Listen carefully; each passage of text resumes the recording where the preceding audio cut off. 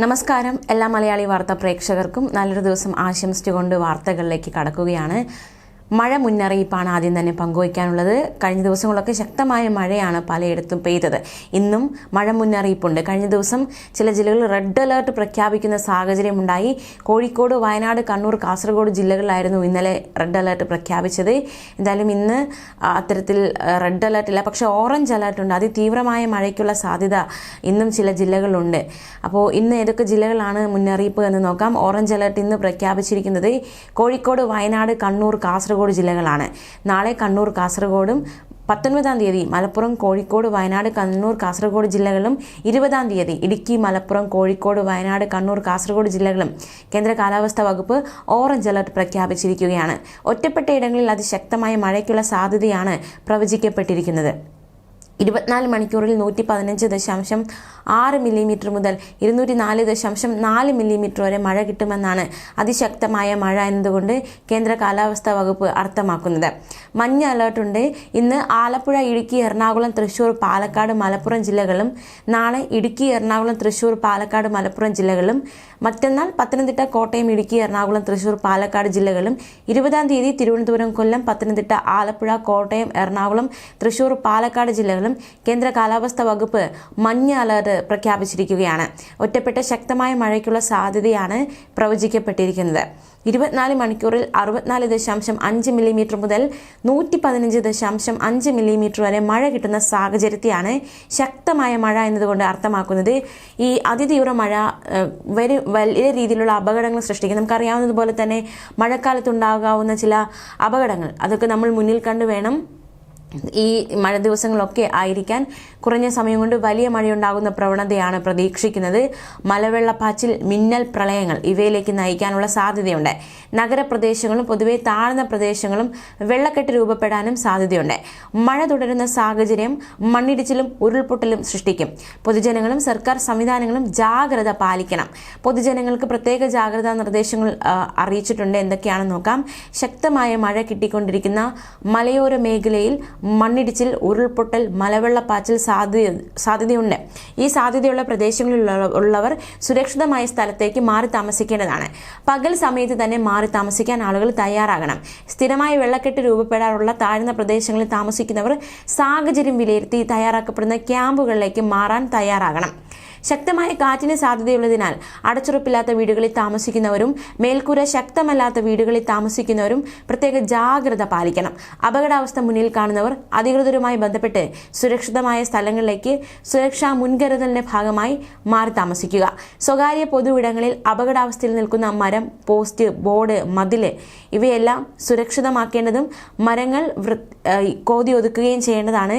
എന്തെങ്കിലും രീതിയിലുള്ള അപകടങ്ങൾ ശ്രദ്ധയിൽപ്പെട്ടാൽ അത് നമ്മുടെ സ്ഥലമല്ല, അല്ലെങ്കിൽ നമ്മുടെ പറമ്പല്ല, മറ്റൊരാളുടേതല്ലേ, മറ്റൊരാളുടെ സ്ഥലമല്ലേ, അവർ നോക്കട്ടെ എന്ന രീതിയിൽ മറഞ്ഞു പോകാതെ അപകടാവസ്ഥകൾ അധികൃതരുടെ ശ്രദ്ധയിൽപ്പെടുത്തുക. ശക്തമായ മഴ പെയ്യുന്ന സാഹചര്യത്തിൽ നമ്മൾ സൂക്ഷിക്കേണ്ട മറ്റൊരിടമാണ് വെള്ളച്ചാട്ടം, അതുപോലെ തന്നെ നദികൾ, ഇത്തരത്തിലുള്ള വെള്ളം ഉള്ള സ്ഥലങ്ങൾ. അവിടെയൊക്കെ നമ്മൾ സുരക്ഷിതരായിരിക്കണം. പ്രത്യേകിച്ച് നദികളിൽ കുളിക്കാൻ ഇറങ്ങരുത്. അതുപോലെ തന്നെ മുറിച്ചു കടക്കാനോ ശ്രമിക്കരുത്. അതുപോലെ തന്നെ ഈ കടലിലൊന്നും ഈ സമയത്ത് പോകാതിരിക്കുക. അത്തരത്തിൽ ആ രീതിയിലുള്ള ഒരു സുരക്ഷാ മുൻകരുതലുകൾ കൂടി സ്വീകരിച്ച് സുരക്ഷിതരായിരിക്കണം. മഴ ശക്തമാകുന്ന അവസരങ്ങളിൽ അത്യാവശ്യമല്ലാത്ത യാത്രകൾ പരമാവധി ഒഴിവാക്കാൻ ശ്രമിക്കണം. വെള്ളച്ചാട്ടങ്ങൾ, ജലാശയങ്ങൾ, മലയോര മേഖലകൾ എന്നിവിടങ്ങളിലേക്കുള്ള വിനോദയാത്രകൾ മഴ മുന്നറിയിപ്പ് മാറുന്നതുവരെ ഒഴിവാക്കുക. ഈ ജലാശയങ്ങളോട് ചേർന്ന റോഡുകളിലൂടെയുള്ള യാത്രകളിൽ പ്രത്യേക ജാഗ്രത പാലിക്കണം. അറ്റകുറ്റപ്പണികൾ നടക്കുന്ന റോഡുകളിലും ജാഗ്രത പാലിക്കണം. അതിശക്തമായ മഴയുണ്ടാകുന്ന സാഹചര്യത്തിൽ ആ റോഡ് അപകടങ്ങൾ വർദ്ധിക്കാനുള്ള സാധ്യത മുന്നിൽ കാണാം. വിവിധ തീരങ്ങളിൽ കടലാക്രമണം ശക്തമാകാൻ സാധ്യതയുള്ളതിനാൽ അപകട മേഖലകളിൽ താമസിക്കുന്നവർ ജാഗ്രത പാലിക്കണം. ആവശ്യമായ ഘട്ടത്തിൽ മാറി താമസിക്കണം. മത്സ്യബന്ധനോപാധികൾ സുരക്ഷിതമാക്കി വെക്കണം. റെഡ്, ഓറഞ്ച് അലർട്ട് പ്രഖ്യാപിച്ച ജില്ലകളിൽ ശക്തമായ മഴ തുടരുന്ന സാഹചര്യത്തിൽ മുൻകൂറായി ദുരിതാശ്വാസ ക്യാമ്പുകൾ സജ്ജീകരിക്കേണ്ടതാണ്. തങ്ങളുടെ പ്രദേശത്തെ ദുരിതാശ്വാസ ക്യാമ്പിനായി കണ്ടെത്തിയ കെട്ടിടം സംബന്ധിച്ച വിവരം ബന്ധപ്പെട്ട റവന്യൂ, തദ്ദേശ സ്ഥാപന അധികാരികളിൽ നിന്ന് മുൻകൂറായി അറിഞ്ഞു വെക്കേണ്ടതും അങ്ങോട്ടുള്ള സുരക്ഷിതമായ വഴി മനസ്സിലാക്കി വെക്കേണ്ടതുമാണ്. ദുരന്ത സാധ്യതാ മേഖലയിലുള്ളവർ എമർജൻസി കിറ്റ് അടിയന്തരമായി തയ്യാറാക്കി തന്നെ വയ്ക്കണം. മലയോര മേഖലയിലേക്കുള്ള രാത്രി സഞ്ചാരം പൂർണ്ണമായും ഒഴിവാക്കണം. അതുപോലെ തന്നെ ഈ മഴയത്തുണ്ടാകാവുന്ന മറ്റൊരു അപകടമാണ് കാറ്റിൽ മരങ്ങൾ കടപുഴകി വീണ് പോസ്റ്റുകൾ തകർന്നു വീണ് അത്തരത്തിലുള്ള അപകടങ്ങളൊക്കെ ഉണ്ടാകാനുള്ള സാധ്യതയുണ്ട്. അതൊക്കെ നാം ശ്രദ്ധിക്കണം. ഈ ഒരു വൈദ്യുതി ലൈനുകൾ പൊട്ടി വീണ അപകടങ്ങൾ ഉണ്ടാകാനുള്ള സാധ്യതയുണ്ട്. അതുകൊണ്ട് തന്നെ ഇടവഴി, നടപ്പാത, വെള്ളക്കെട്ട് ഇതിൽ ഇറങ്ങുന്നതിന് മുമ്പ് വൈദ്യുതി അപകട സാധ്യത ഇല്ല എന്ന് ഉറപ്പാക്കണം. അതിരാവിലെ ജോലിക്ക് പോകുന്നവർ, ക്ലാസ്സുകളിൽ പോകുന്ന വിദ്യാർത്ഥികൾ തുടങ്ങിയവർ ഇക്കാര്യം പ്രത്യേകം ശ്രദ്ധിക്കണം. വൈദ്യുതി ലൈനുകളുടെ അപകട സാധ്യത ശ്രദ്ധയിൽപ്പെട്ടാൽ 1912 എന്ന നമ്പറിൽ KSEBയെ അറിയിക്കാവുന്നതാണ്. കേരളത്തിലെ എല്ലാ ജില്ലകളും 24/7 മണിക്കൂർ പ്രവർത്തിക്കുന്ന താലൂക്ക് ജില്ലാ കൺട്രോൾ റൂമുകളുണ്ട്.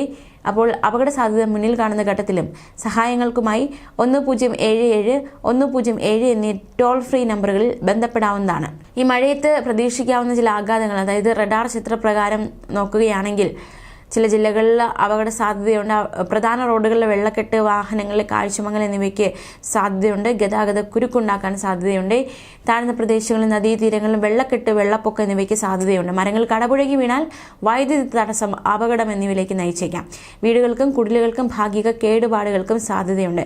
ഉരുൾപൊട്ടലിനും മണ്ണിടിച്ചിലിനും സാധ്യതയുണ്ട്. മഴ മനുഷ്യരെയും കന്നുകാലികളെയും പ്രതികൂലമായി ബാധിക്കാനും തീരപ്രദേശത്തെ സുരക്ഷിതമല്ലാത്ത ഘടനകൾക്ക് നാശമുണ്ടാക്കാനും സാധ്യതയുണ്ട്. ഗതാഗതം കാര്യക്ഷമമായി നിയന്ത്രിക്കുക. അത്യാവശ്യമല്ലാത്ത യാത്രകൾ ഒഴിവാക്കി ആളുകൾ സുരക്ഷിത മേഖലകളിൽ തുടരുക. ശക്തമായ കാറ്റിനെ നേരിടാനുള്ള പൊതുജാഗ്രതാ നിർദ്ദേശങ്ങൾ നോക്കാം.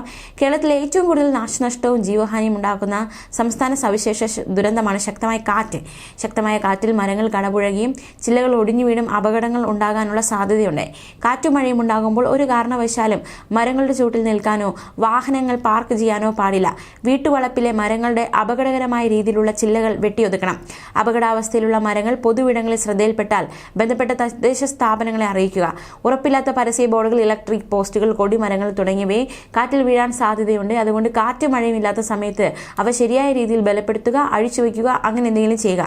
കാറ്റും മഴയും ഉള്ളപ്പോൾ ഇതിന്റെ ചുവട്ടിലും സമീപത്ത് നിൽക്കുകയോ വാഹനങ്ങൾ പാർക്ക് ചെയ്യുകയോ അരുത്. ചുമരിലോ മറ്റോ ചാരി വെച്ചിട്ടുള്ള കോണി പോലെയുള്ള കാറ്റിൽ വീണു പോകാൻ സാധ്യതയുള്ള ഉപകരണങ്ങളും മറ്റു വസ്തുക്കളും കയറുപയോഗിച്ച് കെട്ടിവെക്കേണ്ടതാണ്. കാറ്റ് വീശി തുടങ്ങുമ്പോൾ തന്നെ ജനലുകളും വാതിലുകളും അടച്ചിടേണ്ടതാണ്. ജനലുകളുടെയും വാതിലുകളുടെയും സമീപത്ത് നിൽക്കാതിരിക്കുക. വീടിന്റെ ടെറസിൽ നിൽക്കുന്നത് ഒഴിവാക്കണം. ന്യൂസ് ഡെസ്ക്, മലയാളി വാർത്ത.